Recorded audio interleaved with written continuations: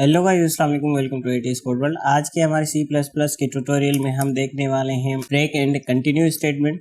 तो break and continue statement को पढ़ने से पहले अगर आपने हमारी लूप्स वाली वीडियोस नहीं देखी हैं, जिसमें हमने for loop, nested for loop और वाइल लूप के अलग अलग ट्यूटोरियल्स हमने बना रखे हैं, तो वो अगर आपने नहीं देखे तो वो आप पहले से देख लीजिएगा। और यहाँ पे मैंने प्लेलिस्ट भी बना रखी है, अगर आपने इसको अभी तक एक्सेस नहीं किया तो इसको एक्सेस कर लीजिएगा, क्योंकि जितनी भी हमारी सी प्लस प्लस से रिलेटेड जितनी भी वीडियोस होती हैं, जो नई वीडियो आती है, मैं इसी प्लेलिस्ट में डाल देता हूँ। ऑलराइट, तो अब बात कर लेते हैं हमारे ब्रेक एंड कंटिन्यू स्टेटमेंट की। तो सबसे पहले मैं इसको रन करके आपको चेक करा देता हूँ कि सिंपली हमने एक लूप लिखी हुई है जो 0 से लेकर 10 तक हमारे नंबर्स को प्रिंट कर रही है, और लास्ट में दी एंड वाली सी आउट स्टेटमेंट है वो एग्जीक्यूट हो रही है। ये हम फॉर लूप वाली वीडियो में देख चुके हैं, आई होप कि आपने देख ली होगी। और अब बात कर लेते हैं हम कंटिन्यू स्टेटमेंट की। तो कंटिन्यू स्टेटमेंट के लिए सबसे पहले हम एक कंडीशन लिखते हैं कि अगर जो आय है वो 5 के इक्वल हो जाता है, यानी कि जैसे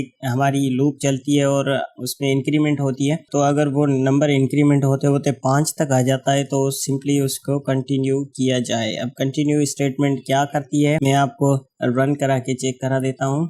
यहाँ पे आप देख सकते हैं कि जैसे ही ये हमारी लूप चलती है 4 तक आती है, 4 के बाद डायरेक्टली 6 आ रहा है। तो कंटिन्यू स्टेटमेंट की वजह से ये हो रहा है, क्योंकि कंटिन्यू स्टेटमेंट जो हम लिखते हैं, तो कंटिन्यू स्टेटमेंट जो हमारा स्टेप होता है या जो हम कंडीशन लिखते हैं, अगर जैसे कि हमने यहाँ पे लिखी हुई है कि आई अगर 5 हो जाता है तो उसको स्किप किया जाए, यानी कि हम लूप में कोई पार्ट अगर स्किप करना चाहते हैं तो उसके लिए हम इस्तेमाल करते हैं कंटिन्यू स्टेटमेंट का।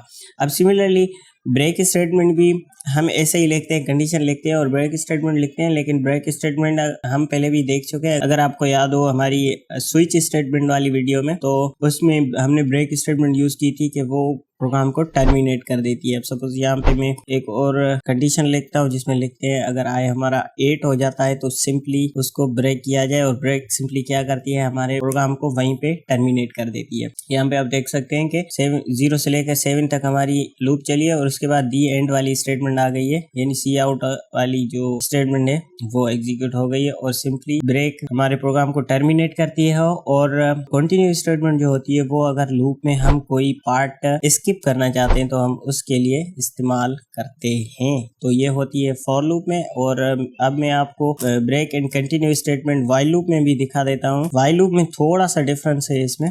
तो यहाँ पे आप देख सकते हैं कि मैंने लूप लिखी हुई है वाइल लूप, जो कि सिंपली 1 से लेकर 10 तक नंबर्स को प्रिंट करेगी। उसमें मैंने यहाँ पे इफ स्टेटमेंट में कंटिन्यू स्टेटमेंट लिखी है। अब कंटिन्यू स्टेटमेंट में यहाँ पे मैंने नंबर को प्लस प्लस लिखा है। अगर हम ये नहीं लिखेंगे तो वाइल लूप में एक थोड़ा सा प्रॉब्लम आ जाएगा, और वो ये होगा कि जो हमारी लूप है वो 5 तक एग्जीक्यूट होगी और उसके बाद वहीं पे अटक जाएगी, वहीं पे रुक जाएगी। इसलिए हमें इसको नम प्लस प्लस भी करना पड़ता है। अगर नंबर हमारा 6 के इक्वल हो जाए तो उसको पहले इंक्रीमेंट किया जाए और उसके बाद कंटिन्यू किया जाए। तो अब अगर मैं इसको रन करा के आपको चेक करा देता हूं, तो यहाँ पे आप देखेंगे कि जो 6 है वो स्किप हो चुका है, यानी कि 1 से लेकर 5 तक हमारी लूप चली और उसके बाद 6 आया और उसको कंटिन्यू किया गया, और डायरेक्टली हमारे पास 7 आ गया।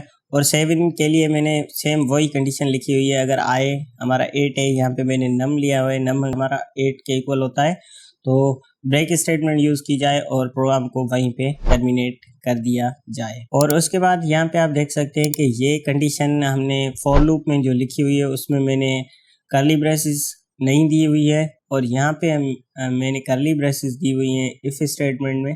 तो उसका सिंपल रीज़न ये है कि यहाँ पे जो हम इफ स्टेटमेंट लिख रहे हैं उसमें सिर्फ हमारी सिंगल लाइन है, एक ही लाइन में हमने सारा कोड लिख रखा है। अगर इसको मैं ऐसे भी कर दूं तो भी हमें ब्रेसेस यूज़ करने की ज़रूरत नहीं है, हम सिंपली इसको ऐसे ही लिख सकते हैं। लेकिन अगर हमारी कंडीशन में एक से ज़्यादा लाइंस होती हैं, जैसे कि यहाँ पे आप देख सकते हैं कि नंबर को हम इंक्रीमेंट भी कर रहे हैं और कंटिन्यू स्टेटमेंट का भी इस्तेमाल कर रहे हैं, तो अगर हमारा प्रोग्राम में इस तरह का कोई सिंटेक्स होता है तो उसलिए हमें ब्रेसेस लाजमी से यूज करनी पड़ेंगी। यानी कि इफ स्टेटमेंट में अगर हमारी एक से ज्यादा स्टेटमेंट्स हैं तो हम कर्ली ब्रेसेस यूज करेंगे, अदरवाइज नहीं करेंगे।